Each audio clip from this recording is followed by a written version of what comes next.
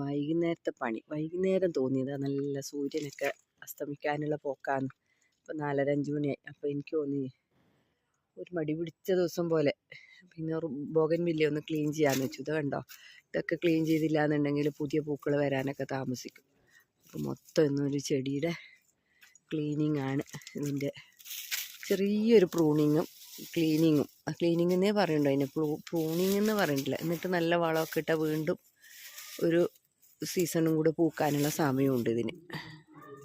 ഉണ്ടോ, ചെറിയൊരു പ്രൂണിങ്. വലുതായിട്ട് ഇപ്പോൾ വേനൽക്കാലത്ത് പ്രൂൺ ചെയ്യാൻ പാടില്ല.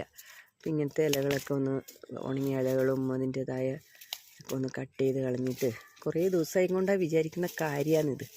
എന്നിട്ട് കുറച്ചും വളം കൂടെ ചെയ്ത് കൊടുത്താലേ നമുക്കൊരു ട്രിപ്പും കൂടെ പൂ കിട്ടും. കാരണം ഇപ്പോൾ അത് ഏകദേശം പൂവൊക്കെ തീർന്ന് കഴിഞ്ഞിങ്ങനെ നിൽക്കുകയാണ്. കണ്ടോ, മഴയൊക്കെ വരാൻ തുടങ്ങി. മെയ് മാസമായില്ലേ. ഇനിയിപ്പം മഴക്കാലത്ത് അധികം പൂവൊന്നും ഉണ്ടാവില്ല. അപ്പം നമുക്ക് ഒരു ട്രിപ്പും കൂടെ പൂപ്പിച്ച് നോക്കാം. ഒരു ട്രിപ്പും കൂടെ പൂവിൻ്റെ സമയമുണ്ട് നമുക്ക്.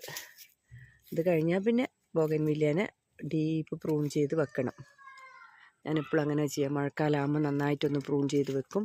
പിന്നെ മഴക്കാലം കഴിഞ്ഞിട്ട്, അല്ലെങ്കിൽ അത് ഒരുപാട് ശിഖരങ്ങൾ ഇങ്ങനെ വളർന്ന് പിന്നെ നമുക്ക് ബുദ്ധിമുട്ടാവും പ്രൂൺ ചെയ്യാൻ വേണ്ടിയിട്ട്.